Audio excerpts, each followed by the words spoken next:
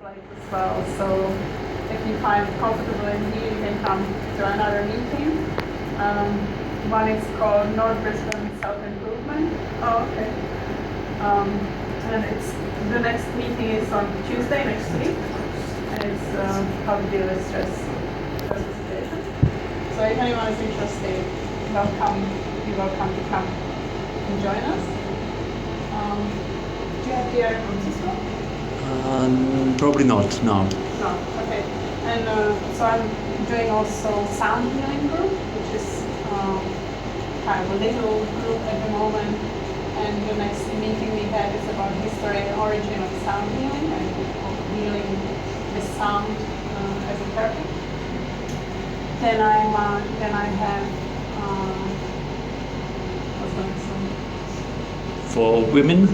Yeah, that's the last one. Okay, so then we have the public speaking secrets revealed, but that one is a little bit on hold because if you know about good public speaker who would like to present for a group, they've got opportunities for that.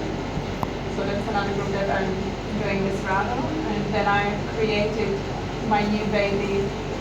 Just recently, I created a group for women who don't have kids.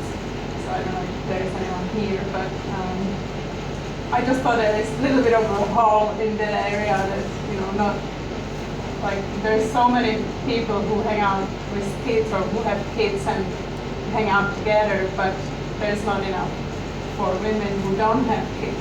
So I thought, okay, we'll just create a group. So that's my meetup groups.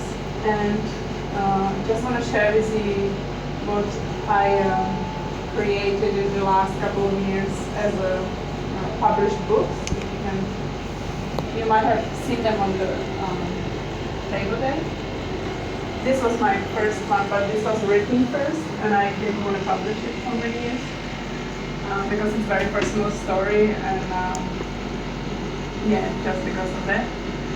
And this one was my driving force behind getting out of depression and sharing the information with people who might be in the same spot or who might need some guidance and who might feel if they could read other people's stories, they might feel better.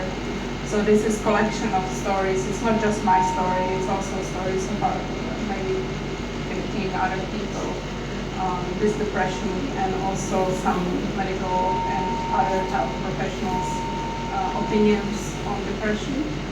So this is really tiny, easy to digest book. So it was quite funny because I was showing it to somebody and they were like, oh, this is the book for me because I can read it. It's so small, that thick. So that's the book. And the other one, just if you know, can I ask who is aware of what Kundalini means? Can you put your hand up? Okay, so it's a name. I think it comes from Sanskrit. It's a name for an energy that's sitting in the body or that's perceived as being sitting dormant in somewhere in that area in the body. Is that like the coccyx? Pardon? The body is there, would that be a coccyx? It's somewhere in there, yeah. But it's not the coccyx, it's an energy. And it's not active in everybody, but it can be activated through a variety of means. In Qigong, there's a sort of meridians. Is that similar to that? You know how you have the Well, Chinese meridians are pantomimes? channels through Yes. which the energy flows in the body. There's usually the biggest ones are around in belly button area. Okay. But that's through Qigong, that's Okay. a Chinese motion. It's a bit like Tai Chi, Yeah. the medicinal side. Yeah, okay. Yeah. Well, this activated more in the West nowadays, but it usually, before it came to the West and before people started to be aware of it, it was kind of locked securely in the Eastern traditions, and they kept it as a secret how to activate the energy and what can happen. If you heard the word enlightenment, it kind of goes hand in hand with that sort of belief system or don't know how to put it. So I'm not alive. It's my experience to 10 days silent retreat called Vipassana, and what happened to me at that retreat, and I had a spontaneous Kundalini awakening at that retreat. And so it describes the whole process, how it was going, how it was happening, and what happened afterwards. And yeah, it didn't quite turn out as for everybody else. So yeah, that was something I sat down when I was able to, when I came back from the retreat and I was able to sit down and write it. So I just wrote it for myself. I didn't want to publish it. And that was back in 2009. And then I published the other book last year. And then I thought, okay, maybe it's time. And I kind of revisited this book and took out some bits that were a bit hairy. And then published that one as well. So just to put out the awareness of that, both the retreat, for most people, they won't know a thing. They will just go meditating, come back relaxed, and life goes on. For me, it changed my life. So, and I know of people after I've experienced it, I've read books and I've read stories of other people who experienced awakening, Kundalini awakening, and it didn't go exactly as they imagined or they would hope for. So I thought it's good to share the experience so that other people are aware of it. Excuse me, did you find depression and anxiety was the connection? I wouldn't say so myself because I was always, not always, but a long time on vegetarian diet. I tried raw food diet for 21 days. Maybe like some people who are raw food, they say, oh, it's not enough, you know, it has to be at least a couple of months. But I didn't see the big change happening, so I just kind of gave it up after a while. I don't know, I was vegetarian and I had been depressed. The reason why I asked, I just read some research to say that there's a connection between diet and depression in the modern world because of some types of food we're eating these days with more chemicals and all that. Yeah, I'm sure that it could benefit, it could contribute to having more depressed people if there are some chemicals in the food that release depression, that create depression. That could add to the number of people who are depressed. But I wouldn't say that if you change your diet, you're going to be cured. It doesn't work for me, so I don't know. Yeah, I think I've got a pretty good diet. I'm going to still drink coffee. Can I respond? Yeah.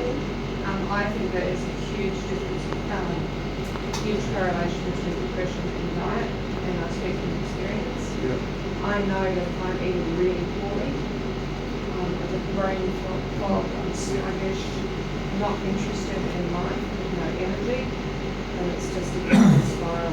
So if I'm eating really well, lots of fresh fruits and veggies and water, and of course exercise, sunlight, it changes me.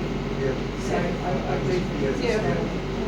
I say it's different because for me, I already had that diet, so I wasn't raw food dietist, but whatever, foodist. So I tried that. I went another step further and tried a raw food diet for a while. So I was thinking, okay, this is going to cure me, but I didn't give it enough time, maybe. So No, I think that that's intention as well, isn't it? Everyone has to try a different thing, like you were saying before, and some things work for some people. The fact that you gave it a go is awesome, but it just might not work for your body. yeah. So, Can I also just say, what I've read is that they say your gut is your second brain. Yeah. If that's working right, then usually you can sometimes lift depression up there. I say, even in the book I say as well, like it's important to have good diet. Like it's not like I'm discouraging people from having good diet. I definitely advocate for healthy, good diet. if possible without meat and processed products. But you know, that's my opinion on it. I just think it's not going to be the sole solution for everybody when it comes to depression. There is more than just what we eat. It's important what we do here.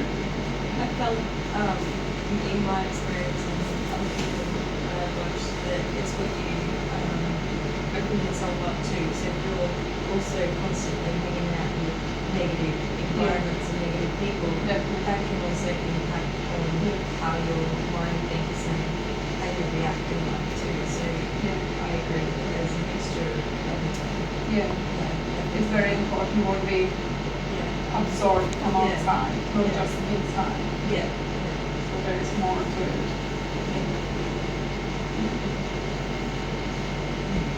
I think I'm done.